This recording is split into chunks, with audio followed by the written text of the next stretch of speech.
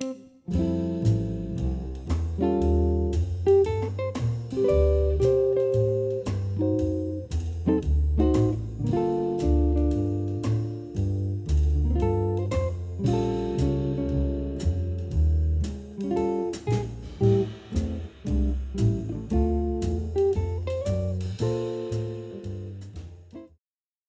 I'm Richie Zellon, and in today's lesson I'm going to give you some insights on how to play The Days of Wine and Roses using some chord melody. And this beautiful piece, great standard, was written by Henry Mancini, and it's a movie theme. And a couple of years ago I got a hold of the movie, and it's a very depressing movie. It's about an alcoholic played by Jack Lemmon. It was done in the early 60s, but the music is definitely not depressing. It's gorgeous. So I hope you have fun with it. Before I get started, I just want to tell you what I'm going to do here. I'm going to first play the arrangement and improvise over it. And when I say I'm going to play the arrangement, I'm going to take lots of artistic liberties with it, because I never play it the same twice. I always like to play what I hear in my head at the moment, because that's what jazz is all about. And hopefully, if you're not at that level yet, one of these days you will be, and you'll know what I'm talking about. So here goes, and right after that, we'll look at the arrangement, and I'll show you how to play it note by note as written in the lead sheet that I'm going to share with you. Here goes.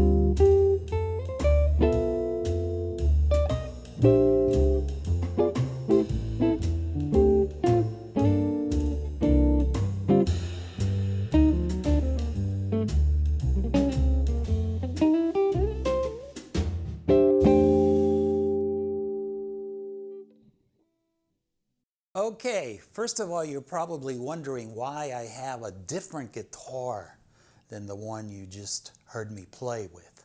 Well, it's very simple. If you go back and take a look at the guitar, the archtop I used, which is, by the way, handmade by Bill Mole, it's a great archtop. It doesn't have any markings, any fret markings anywhere, not even on the 12th fret. So if I were to teach you this arrangement with that, you would have no way of knowing where I am on the fretboard. You wouldn't be able to orient yourself. So I decided to use my handy dandy old Heritage 535. Remember that what we're going to look at right now is not exactly what I played. What we're going to look at I used maybe as a starting point. It's based on the original lead sheet of Days of Wine and Roses. But I'm going to play this in 4 measure segments exactly like it's on the PDF, and I'm going to comment on some of the things I might have done or I might do in the future, okay? And you can download the complimentary PDF, which has regular notation and tab, at my website, which is jazzguitar.richiezellon.com, and you'll find it in the blog section. Okay, here goes the first 4 measures, including the pickup. 2, 3, 4, 1.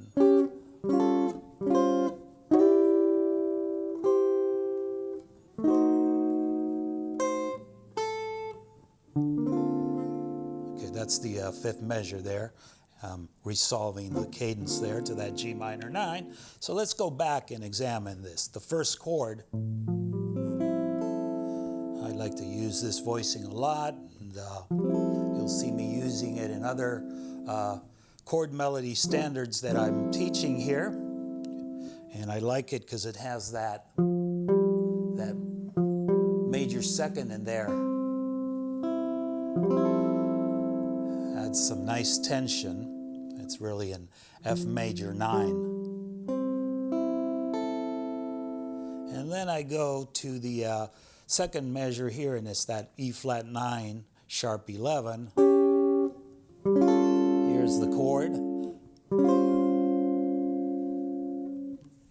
And then it's more like a sus 4 for the A minor 7. And then, so how else would I play this? I might play the major 7th with a sharp 5. Give it more of a mysterious mood. And then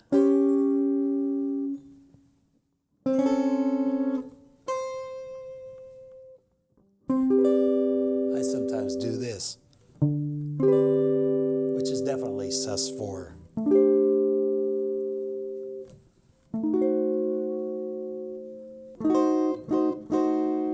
And this is that typical diminished shape every guitarist knows, used over the D7 flat 9. And instead of just doing on the 4th measure, going to the G minor 9, you can play, just bring that symmetrical diminished shape down a minor 3rd. You know that these are always movable in minor 3rds.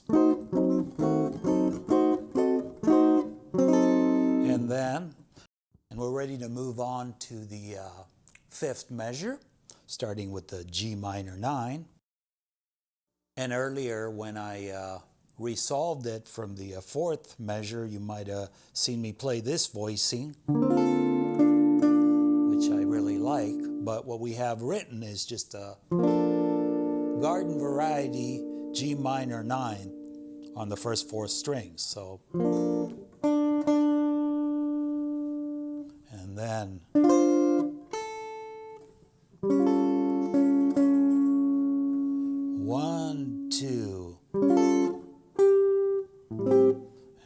goes on to the ninth measure.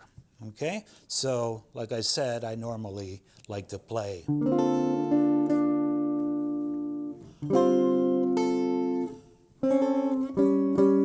might do that. And then when measures 9, 10, 11, and 12. 2, 3, 4.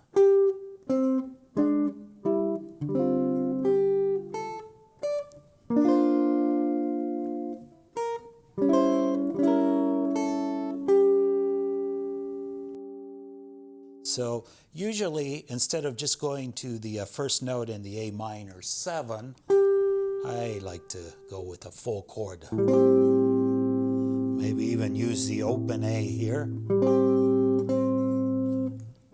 We have that contrary motion happening here. Resolving to the, it's actually a D minor 7 in fourths.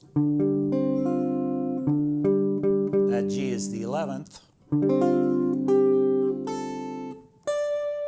And then it goes to a G minor 11, or we can look at it as a C 7 sus 4.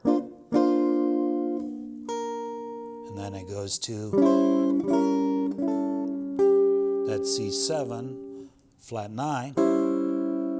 I usually play an A7 altered instead. And then we're ready to go to the last line on the first page. And this is with an E minor 7. We have this voicing here.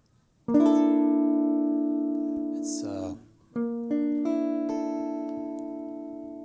we have the flat 5 in the lowest note, the flatted 7, the root, and the 11th on top, carrying the melody.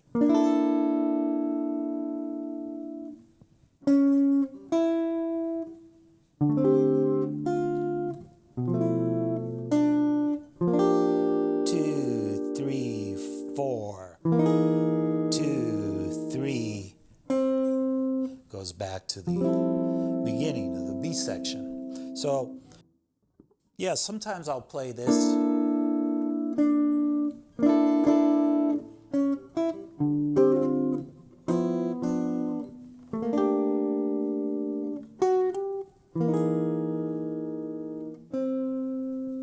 Or I'll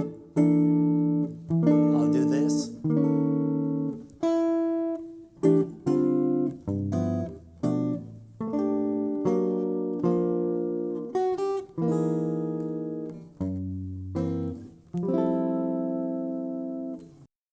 So the first 8 measures of the B section, the second page here, are identical to the first 8 measures.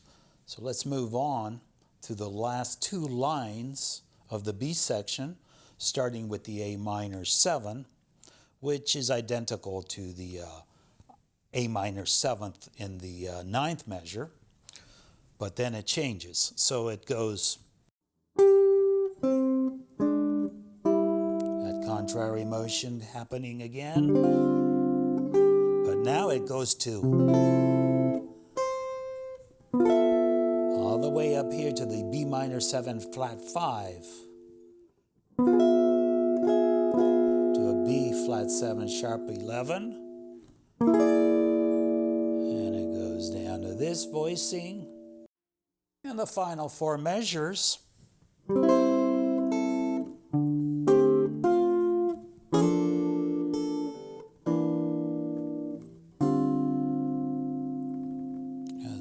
All sorts of things we could do there. So it's simply a turnaround.